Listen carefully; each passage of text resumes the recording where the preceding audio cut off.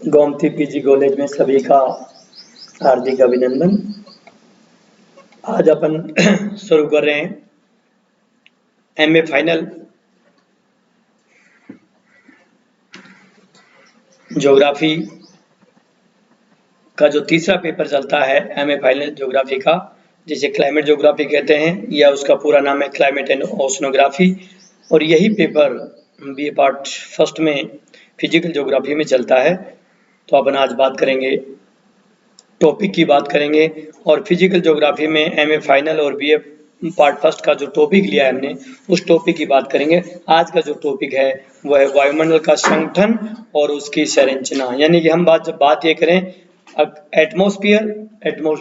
Atmosphere structure and composition, अब वायुमंडल का संगठन कैसे है और उसकी संरचना कैसे है।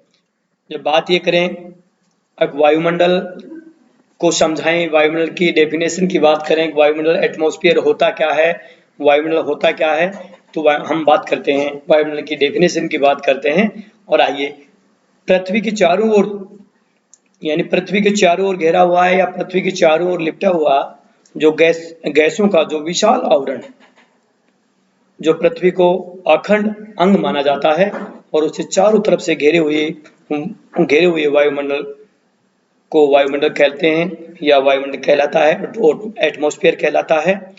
जलवायु वैज्ञानिक क्लाइमेट साइंटिस्टिक हुए हैं, उनका जो बहुत ही योगदान है क्लाइमेट ज्योग्राफी में, फिजिकल ज्योग्राफी में, क्रिस फील्ड ने। इनके अनुसार वायुमंडल अपने वर्तमान स्वरूप में 58 से 50 करोड़ वर्ष पूर्व, यानी पहले की बात करें अर्थात या ये कहें ज्योग्राफिकल 3 युग होते हैं और बार बार पढ़ते रहते हैं। जैसे कैम्ब्रियन युग की बात करते हैं और कैम्ब्रियन युग में वायुमंडल का जो बाहर था उसकी बात करें, यहाँ समझने की कोशिश करिए। एटमॉस्फेयर का जो बाहर है वो 5.6 मल्टीप्लाई 10 का जो अपन हिंदी में उसको बोलते हैं, कहा मल्टीप्लाई 10 का बोलते हैं 25 टन। यानी जो वायुमंडल का जो बाहर है वो 5.6 मल्टीप्लाई 10 25 इंटू टन माना जाता है। इसके बाहर का जो लगभग आधा भाग होता है वो धरातल से 5500 किलोमीटर 5500 किलोमीटर की ऊंचाई पर पाया जाता है। लेकिन जब बात करें हम आधुनिक अनुसंधानों से कह सकते हैं या उन आधुनिक मॉडर्न जो रिसर्च होता है उनसे स्पष्ट होता है कि वायुमंडल की अंतिम जो ऊंचाई होती है, यानी एटमॉस्फेयर की जो पृथ्वी के टॉप से लेकर वायुमंडल के लास्ट बाह्य मंडल तक बात करते हैं, तो अंतिम ऊंचाई का जो विस्तार है वो 16,000 किलोमीटर से 32,000 किलोमीटर के बीच बन गई। लेकिन हम जब बात ये करें कि वायुमंडल का जो 50% भाग है, 50% भाग है, इसके 5 यानी यह कहें आधा किलोमीटर की ऊंचाई तक, या ये कहें 75% भाग 16 किलोमीटर की ऊंचाई तक, और ये कहें 99% यानी कि 99% भाग होता है 32 किलोमीटर ऊंचाई तक स्थित होता है।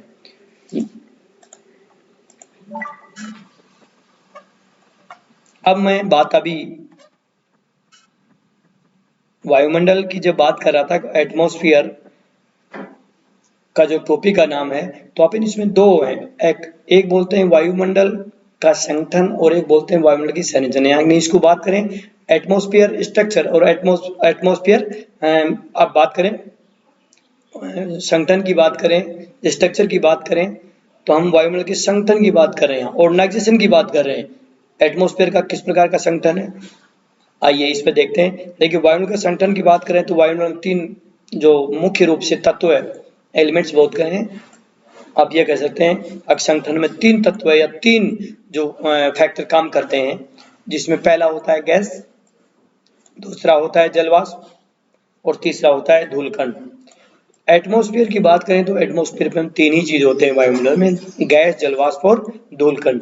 अब हम एक एक डिटेल की बात करें, अब भाई गैस क्या होता है, जलवाष्प क्या होता है, धूलकण क्या होता है। यहाँ जब पृथ्वी की उत्पत्ति की बात आ रही थी वहां भी पढ़ा है अपने, लेकिन यहाँ देखिए वायुमंडल में जब बात करते हैं कि 78% नाइट्रोजन, N2 होता है, 20 O2 होता है, ऑक्सीजन होता है, और 0.93 ऑर्गन, और जब 0.03 जब कार्बन डाइऑक्साइड की बात करते हैं, यह अल्प मात्रा में हाइड्रोजन, हीलियम, ओजोन, नियॉन या जेनान यानी कि आदि हल्की गैसें उपस्थित रहती हैं। जब आप बात करते हैं, अभी बात कर रहे थे वायुमंडल की संगठन की बात कर रहे थे, वायुमंडल के संगठन में ये 3 चीजें होती हैं, तो हम इस पे थोड़ा सा विस्तार से बात करें।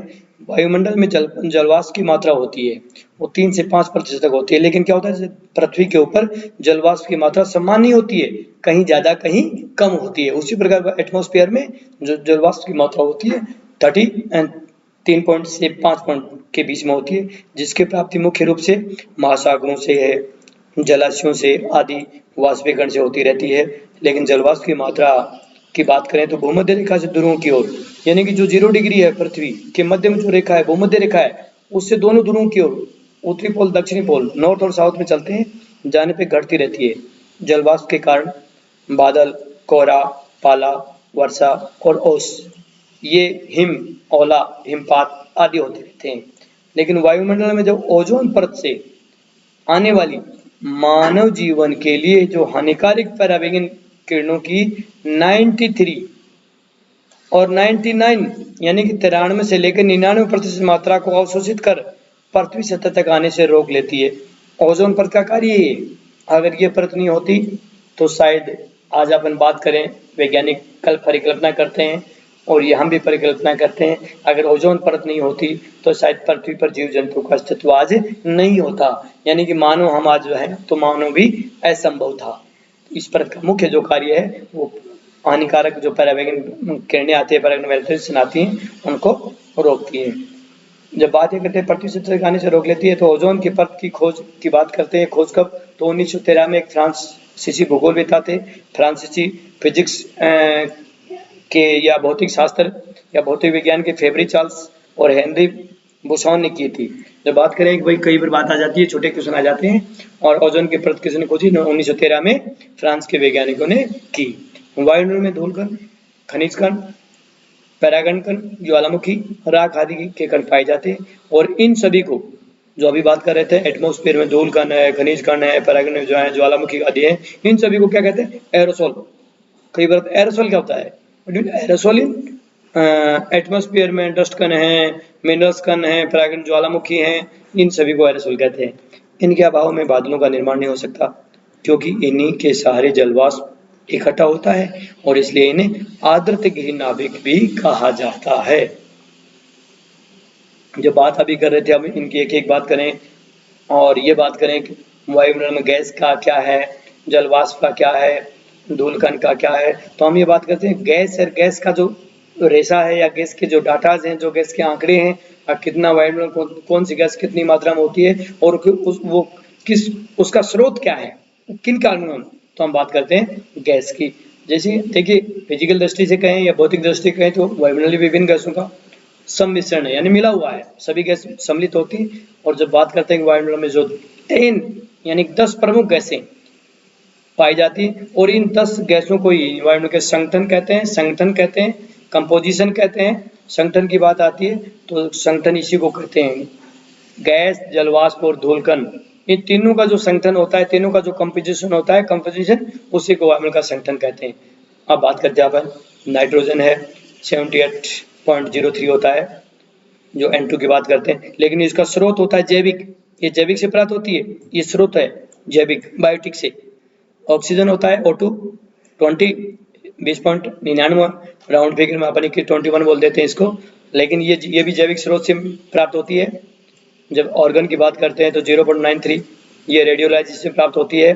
जब बात करते हैं कार्बन डाइऑक्साइड की, 0.03, ये जैविक या इंडस्ट्रीज, औद्योगिक दृष्टि का है इसका स्रोत। और जब हाइड्रोजन की बात करते हैं 0.01, ये जैविक और प्रकाश और रासायनिक, यानी कि जैविक, बायोटिक, और बायोटिक के साथ जो प्रकाश का जो केमिकल प्रक्रिया होती है उसके द्वारा, रासायनिक प्रक्रिया के द्वारा। जब नियॉन की बात करते हैं 0.0018, यानी कि आंतरिक, ये आंतरिक प्रक्रियाओं के कारण होता है इसमें। ये हीलियम की बात करते हैं तो 0.000005 रेडियोलॉजी के द्वारा। वही कैप्टन की बात करते हैं तो 0.001, ये भी आंतरिक प्रक्रिया के द्वारा होती है। जब जेनान की बात करते हैं तो 0.0005, ये भी आंतरिक। और जब लास्ट में ओजोन की बात करते हैं तो 0.0 0 0 0 0 0 यानी कहने का मतलब 6 जीरो और फिर 1 प्रकाश रासायनिक प्रक्रिया के कारण ये इनका स्रोत माना जाता है। अब अपन आगे बात करते हैं, जैसे गैसों का मिश्रण की बात कर रहे थे, तो जैसे अभी आपने गैसों की बात की, वायुमंडल में गैस होते हैं तो गैसों की ये मात्रा होती है, गैसों का ये प्रतिशत होता है और ये उसके स्रोत होते हैं। उसी प्रकार जलवाष्प की मात्रा कहते हैं, वाटर वाष्प की बात करते हैं एटमॉस्फेयर में। तो वायुमंडल में ये कहें कि वायुमंडल के अनुसार या वायुमंडल के आयात के अनुसार, वायुमंडल के उसका जो एटमॉस्फेयर के संगठन के अनुसार 4% जलवाष्प की मात्रा सदैव वायुमंडल में विद्यमान रहती है। 4% तो हमेशा रहती है। इसका मतलब जलवाष्प की सर्वाधिक मात्रा होती है भूमध्य रेखा के आसपास होती है। अभी बात करें तो भूमध्य रेखा के, भूमध्य रेखा से दोनों की ओर चलते हैं तो धीरे धीरे कम होती है। इस प्रकार यहाँ भूमध्य रेखा पर जो होती है, भूमध्य रेखा के आसपास होती है, और न्यूनतम और दूरों के आसपास जलवाष्प की मात्रा भूमध्य रेखा के आसपास न्यूनतम मात्रा और दूरों के आसपास होती है। अधिक मात्रा की जब बात करते हैं तो वहाँ जब बात ये करें जलवाष्प की सर्वाधिक मात्रा भूमध्य रेखा 0 डिग्री पे होती है, और जब ये भूमध्य रेखा के आसपास होती है अधिक, और न्यूनतम मात्रा बात करें तो दोनों ध्रुवों पे होती है। उसी प्रकार हम भूमि से बात करते हैं, लैंड से बात करते हैं, पृथ्वी से बात करते हैं 5 किलोमीटर तक की ऊंचाई पर। जब 5 किलोमीटर की ऊंचाई पर चलते हैं वायुमंडल में सम जलवाष्प का मात्रा होती है 90% भाग होता है। देखिए यहाँ एक आगे भी आएगा, मैं एक लॉजिक क्लियर करना चाहता हूँ। जब अर्थ की बात करते हैं, पृथ्वी की बात करते हैं, तो अर्थ से ऊपर चलते हैं एटमॉस्फेयर की ओर, और अर्थ से नीचे चलते हैं आप पृथ्वी के आंतरिक भागों में। तो पृथ्वी की आंतरिक भागों में चलते हैं तो तापमान, टेम्परेचर लगातार बढ़ता है। लेकिन पृथ्वी के ऊपर चलते हैं, पृथ्वी के टॉप से एटमॉस्फेयर में चलते हैं तो तापमान घटता है। तो यही बात अपन इसको कर रहे थे। जलवाष्प की मात्रा होती है, टेम्परेचर पर आधारित होती है। जलवाष्प सभी प्रकार के संघनन या जो वर्षण क्रिया, वर्षण संबंधी मौसमी घटनाओं के लिए जिम्मेदार होती है या मानी जाती है। और यह कहीं वायुमंडल में जो जलमंडल का 0.001% भाग सुरक्षित रहता है, सेफ रहता है। जब बात करते हैं, अभी पहला आपने गैस की बात करी, दूसरा आपने जलवाष्प की बात करी, तीसरा होता है धूलकण, यानी कि तीनों का संगठन होता है, कंपोजिशन तीनों का होता है। और जब बात करें धूलकण की तो इसे एयरसोल भी कहा जाता है, और यानी कि हवा के साथ चलने वाला, एयर का मतलब विंड के साथ, हवा के साथ, वायु के साथ चलने वाला जो डस्ट होते हैं तो उसे एयरसोल भी कहते हैं। विभिन्न स्रोतों से वायुमंडल में जाने वाले धूलकण आर्द्रता ग्राही नाभिक का कार्य करते हैं, लेकिन धूलकण जो होते हैं वो सौर विकिरण के परावर्तन। अब देखिए यहाँ परावर्तन और प्रकीर्णन। परावर्तन जैसे सूर्य की उष्मा आती है वो परावर्तन होती है, तो यहाँ बात करें धूलकण सौर विकिरण के परावर्तन और प्रकीर्णन द्वारा उष्मा अवशोषित करते हैं। इसी प्रकार वर्णात्मक प्रकीर्णन के कारण आकाश का रंग जो नीला व सूर्योदय व सूर्यास्त के समय समय देखने वाला रंग धूलकण के समान होता है या धूलकण को लेना होता है। इस प्रकार उषा काल या गोधूला की बात करते हैं, कई बार होता है सूर्यास्त होता है या उदय होता है। तो उसी प्रकार उषा काल व गोधूला की तीव्रता व उसकी अवधि के निर्धारण में जब अब धूलकण की प्रमुख भूमिका मानी जाती है। सूर्य जब उगता है या सूर्य जब अस्त होता है तो उनकी प्रमुख भूमिका होती है। धूलकण धुएं के कण आर्द्रता ग्राही नाभिकों का कार्य करते हैं, और धूलकण का सर्वाधिक जमाव उपोषण या कहीं औद्योगिक क्षेत्रों में न्यूनतम जमाव ध्रुवों के निकट पाया जाता है। अभी आप बात कर रहे थे पृथ्वी। देखिए इससे पहले मैं एटमॉस्फेयर की क्लाइमेट में सबसे पहला चैप्टर आता है क्लाइमेट ज्योग्राफी का, फिजिकल ज्योग्राफी का जो तीसरा सेक्शन होता है। फिजिकल ज्योग्राफी का तीसरा सेक्शन होता है। तीसरे सेक्शन का पहला जो टॉपिक है वायुमंडल की संगठन और संरचना। तो अभी जो अपन बात कर रहे थे वायुमंडल की संगठन की बात कर रहे थे, वायुमंडल की कंपोजिशन की बात कर रहे थे, जिसमें आप गैस पढ़ रहे थे, धूलकण पढ़ रहे थे, गैस जलवाष्प और धूलकण पढ़ रहे थे। अब अपन बात करेंगे पृथ्वी की वायुमंडल की संरचना, यानी कि जो ये पृथ्वी के ऊपर जो एटमॉस्फेयर, इसकी स्ट्रक्चर किस प्रकार का, संरचना की बात करते हैं। संरचना की बात करें तो हम परतों की बात करेंगे, और जैसे अभी बात करते हैं आप साधारण रूप से कहें परतों की बात करते हैं तो पृथ्वी के वायुमंडल को जो बात करते हैं पृथ्वी की सतह से लेकर उसकी ऊपरी सतह तक, यानी कि टॉप से लेकर ऊपरी सतह तक वायुमंडल की परतों के लेयर्स में बना हुआ है।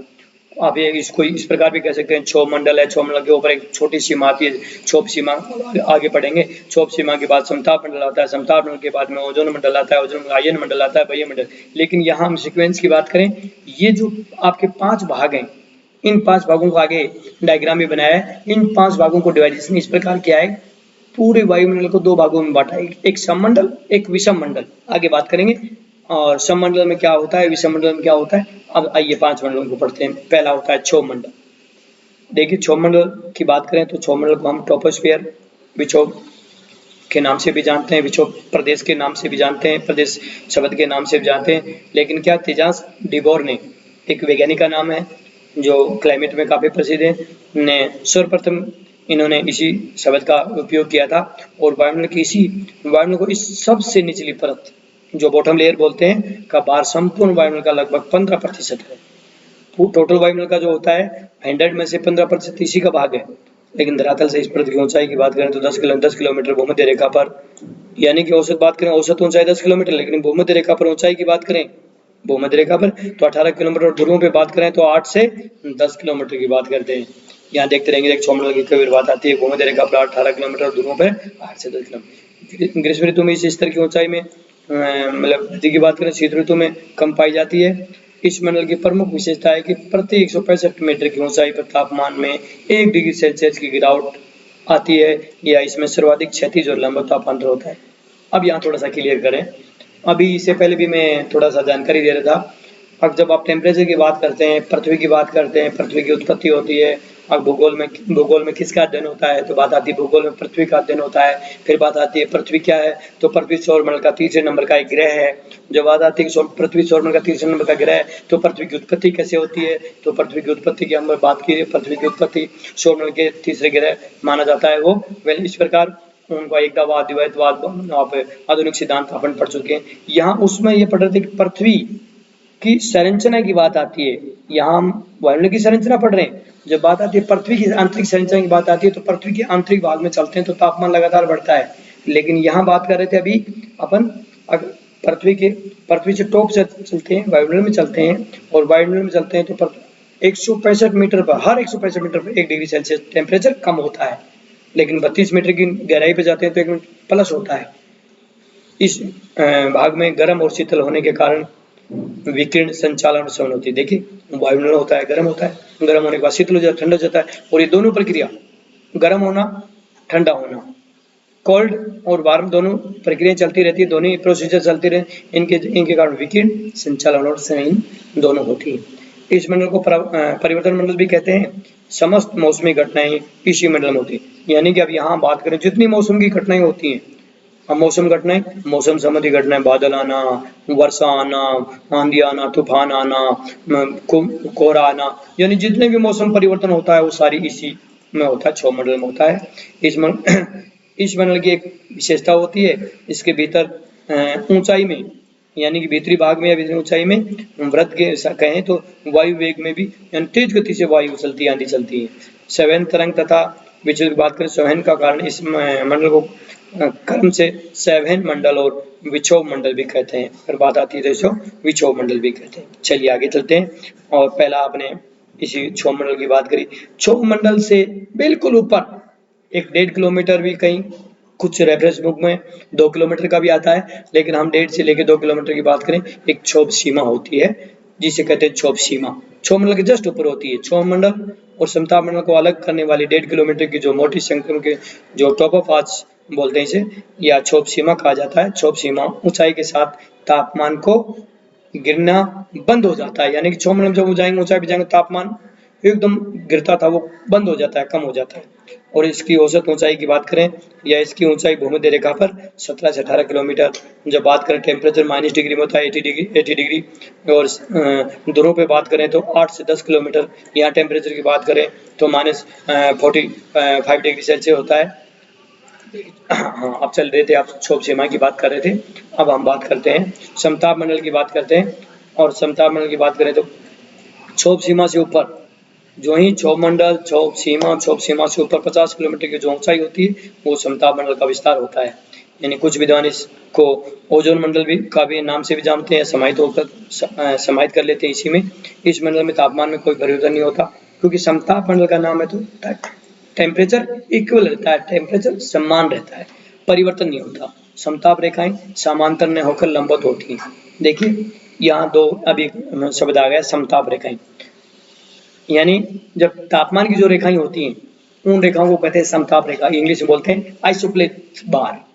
ये जो आइसोप्लेट बार होती हैं ये समांतर में होकर लंबवत होती हैं, समांतर क्रम में नहीं होकर लंबवत क्रम में होती है।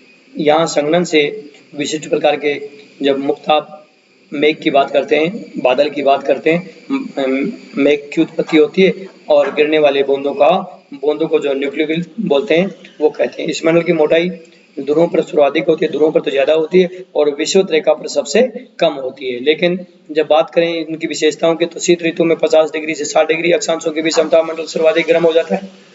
जब इसी हम समताप मंडल की बात करें और समताप मंडल की विशेषताओं की बात कर रहे थे तो यह मंडल मौसम घटनाओं से मुक्त होता है और इसलिए वायुयान चालकों के लिए उत्तम होता है, क्योंकि जितनी एयरप्लेन आप ये कहें आपकी हवाई जहाज वगैरह एयरप्लेन वगैरह इसी मंडल में चलते हैं, क्योंकि तापमान समान होता है तो सारा प्रक्रिया इसी में होती है आपकी, वायुयान चालकों का इसी में चलाते हैं वायुयान। 1992 में समताप मंडल की खोज एवं नामकरण तेजांश डी बोर ने की थी। एक भूगोलविदा का या वैज्ञानिक का नाम है। समताप मंडल के बाद अब हम बात करते हैं, पहले आपने क्षोभ मंडल, क्षोभ सीमा, समताप मंडल, ओजोन मंडल की बात करते हैं। अभी इससे पहले बात ये करते हैं, ये एक ऐसी परत है जो आज हम ओजोन परत की बात कर रहे हैं। आज इस परत को की जब विशेषता की बात करेंगे, इस परत की बात करेंगे, तो अगर ये परत नहीं होती तो हम हो सकते हैं मानव का जीवन मानव ही असंभव होता।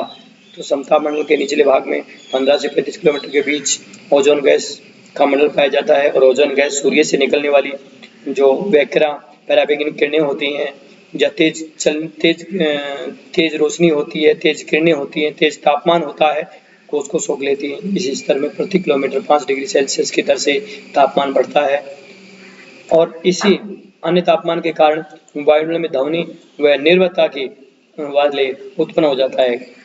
वर्तमान की बात करें तो वर्तमान में ओजोन परत के क्षरण की समस्या के निवारण के लिए मोटियर एक प्रोटोकॉल होता है। मोटियर प्रोटोकॉल व अन्य उपायों के जरिए ओजोन क्षरक पदार्थों और कड़ाई से रोक लगाई जा रही है। इसमें नए आविष्कार हो रहे हैं और इसी के साथ में मंडल के बाद आगे बात करते हैं हम मध्य मंडल की बात करते हैं। देखो मेसोस्फीयर की बात करते हैं आप ओजोन के बाद, तो 50-80 किलोमीटर की ऊंचाई वाले जो वायुमंडलीय जो भाग होता है वो मध्य मंडल कह लेते हैं, जिसमें तापमान में ऊंचाई के साथ जब टेम्परेचर होता है ऊंचाई के साथ कम होता है, ह्रास होता है। यानी 80 किलोमीटर की ऊंचाई पर तापमान की बात करें -80 डिग्री सेल्सियस रह जाता है और इसी न्यूनतम तापमान की सीमा को, जो कम तापमान की सीमा होती है उसे कहते हैं मेसोपोस कह सकते हैं। अब हम बात करते हैं आयन मंडल की। देखिए आयन मंडल की बात करते हैं, आयन मंडल की विशेषताएं मैं एक तो ये कहूँ, आज हम घर पे बैठे बैठे चाहे टीवी हो, चाहे रेडियो हो, चाहे आप ये बैठे बैठे रिमोट कंट्रोल से जो कार्य करते हैं, देखते हैं दूरभाष वगैरह का, वो सारा आयन मंडल की देन होती है। लेकिन बात इसी के करेंगे धरातल से 80 से लेके 640 किलोमीटर के बीच का जो होता है, 80 से 640 किलोमीटर के बीच का आयन मंडल कहलाता है। इसका विस्तार ही होता है। यहाँ अत्यधिक तापमान के कारण अति न्यून दाब होता है, तापमान अधिक होने के कारण वायुदाब कम हो जाता है और पैराबैंगनी पॉड्स या उच्च वेगीय कणों के द्वारा लगातार प्रहार होने से गैसों का आयन हो जाता है। आकाश का नीलवर्ण या सुमेर ज्योति या कुमेर ज्योति या कहते हैं उल्काओं की चमक या ब्रह्मांड किरणों की उपस्थिति इसी भाग की विशेषता मानी जाती है। यानी कि अभी जो ये विशेषता बता रहे थे वो आयन मंडल की विशेषता वजह, लेकिन इसकी एक विशेषता और होती है और उसकी बात ये करेंगे। ये मंडल, इस मंडल में 3-4 लेयर्स होती हैं, परतें होती हैं, उन्हें कहते हैं आयनकर परतों में विभाजन किया गया है और वो लेयर्स होती हैं, आप उनको डी के नाम से जानते हैं, ई के नाम से जानते हैं, ई फर्स्ट है, या फिर एफ के नाम से जानते हैं, जी के नाम से अभी बात करेंगे। तो पहली है डी परत होती है। डी का विस्तार होता है 80 से 96 किलोमीटर तक और ये पार्ट दीर्घ रेडियो तरंगों को परावर्तित करती है। जो रेडियो की परावर्तित किरणें होती हैं उनको परावर्तित डी करती है।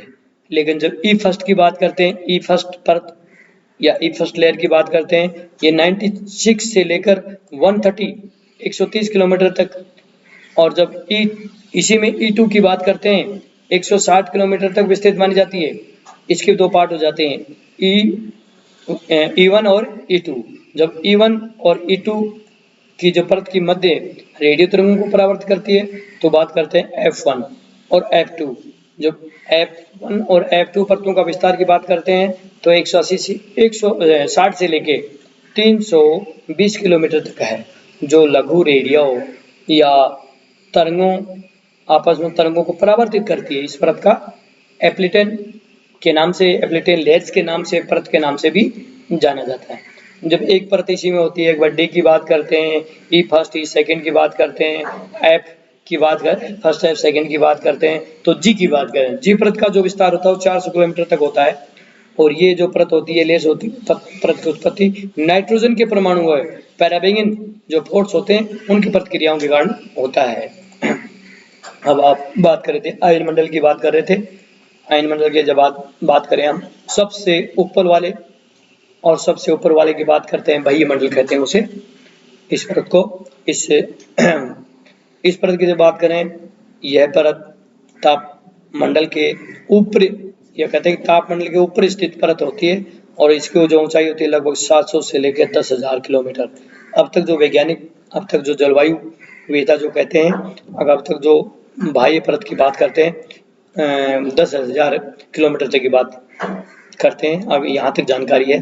और वायुमंडल की जो सबसे भारी परत भी कहते हैं, सबसे ऊपरी परत भी कहते हैं, जो अंतरिक्ष में जाकर मिल जाती है, जो आप अंतरिक्ष, उल्कापिंड, ब्रह्मांड, सौर मंडल जो कहते हैं वहां जाके मिल जाती है। और वायुमंडल में हाइड्रोजन और हीलियम गैस की प्रधानता होती है, जो हल्की गैस होती है हाइड्रोजन और हीलियम, उसकी इसमें प्रधानता होती है। अब बात करते हैं, देखिए ये जो डायग्राम है, इस डायग्राम ये इस चीज को इंडिकेटर करता है, इस चीज को शो करता है, इस डाटा को शो करता है। आप ही बात कर रहे थे, पहले आपने वायुमंडल के संगठन की बात की, फिर वायुमंडल के संरचना की बात की, और जो टॉपिक है वायुमंडल संगठन और संरचना। तो संगठन में मैं कहना चाहता हूँ, संगठन में 3 चीज आती है।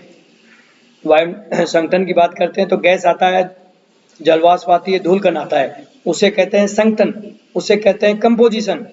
लेकिन जब बात आती है वायुमंडल की संरचना, तो संरचना की बात करता हूँ, स्ट्रक्चर की बात करता हूँ, तो स्ट्रक्चर की बात करते हैं, स्ट्रक्चर में आती है परतें, और परतें की वायुमंडल की परतें, वायुमंडल की परतों की बात करता हूँ तो क्षोभ मंडल, क्षोभ सीमा, समताप मंडल, ओजोन मंडल, आर्य मंडल और बाह्य मंडल। लेकिन हम यहाँ इनको इस प्रकार कह सकते हैं, वायुमंडल में ये जो वायुमंडल है, इस वायुमंडल के 2 पार्ट होते हैं, एक सममंडल होता है, एक विषम मंडल होता है। लेकिन जब बात मैं करूं, अब ये जो आपका 50 किलोमीटर की, अभी एक तरफ देखिए, बात करें टेम्परेचर, जो नीचे वाला है वो टेम्परेचर दिखाई देता है, आप ये कहें -100, -80, -60, -40, -20 और -0 और 20, ये टेम्परेचर का डाटा दर्शाता है। अगर जब दूसरी साइड में देखें आप, तो यहाँ जब बात करते हैं एटमॉस्फेयर की किलोमीटर में ऊंचाई, 0 से लेके अभी बात करो तो 10,000 किलोमीटर, तो यहाँ एक तरफ किलोमीटर को दर्शाता है, एक तरफ टेम्परेचर को दर्शाता है, और यही एटमॉस्फेयर को 2 भागों में बांटता है, एक सममंडल, एक विषम मंडल। जब आप मैं ये कहूँ पूरे वायुमंडल को 2 भागों में, एक सममंडल की बात करते हैं तो सममंडल 50 किलोमीटर तक समताप मंडल होता है। समताप मंडल, क्षोभ मंडल, क्षोभ सीमा, समताप मंडल, तीनों लेयर्स होती हैं, और तीनों लेयर्स होती हैं, इन तीनों को 50 किलोमीटर से नीचे वाले एरिया को, और इसे कहते हैं, इसको कहते हैं सममंडल कहते हैं, इसको सममंडल कहते हैं। जब आप बात करते हैं इससे ऊपर चलते हैं, समताप मंडल से ऊपर चलते हैं, 50 किलोमीटर से ऊपर चलते हैं, और ऊपर वाला जो एरिया होता है जिसमें समताप मंडल आता है, ओजोन मंडल आता है, आयन मंडल आता है, या बाह्य मंडल, या कहें आपका मध्य मंडल, ये जो होता है विषम मंडल। क्योंकि सम और विषम, इसलिए इन दोनों में अंतर होता है, और वायुमंडल के 2 भाग हैं। इसी को मैं कुछ और समझाना चाहूँ आपको। देखिए अभी बात कर रहे थे आप वायुमंडल, एटमॉस्फेयर, कंपोजिशन और एटमॉस्फेयर स्ट्रक्चर। वायुमंडल की रासायनिक संरचना की बात करते हैं, केमिकल स्ट्रक्चर की बात करते हैं, तो 1992 में एक मार्शल, बहुत अच्छा नाम है, बहुत सुना है।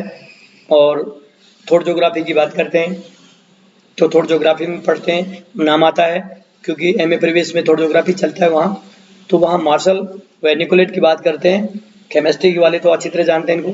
तो रासायनिक आधार पर वायुमंडल को 2 स्थूल भागों में विभाजित किया। अभी जो आपको डायग्राम के द्वारा बता रहे थे उसी को समझाना चाह रहा हूँ मैं। एक सममंडल होता है, एक विषम मंडल।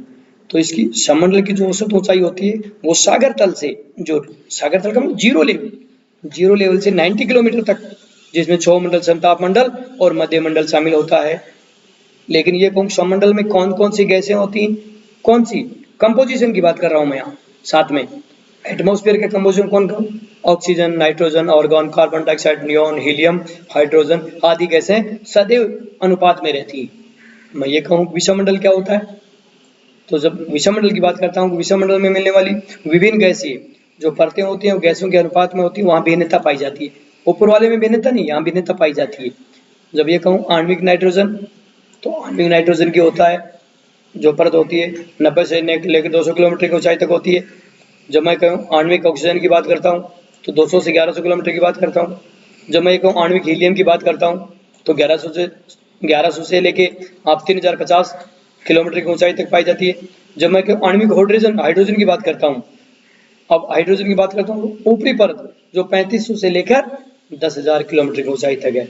ये मैं आपको समझाने की कोशिश किया मैंने, और डायग्राम से सही ये वायुमंडल का संगठन और वायुमंडल की संरचना, या वायुमंडल को कहें कंपोजिशन या वायुमंडल की स्ट्रक्चर। Thanks for watching.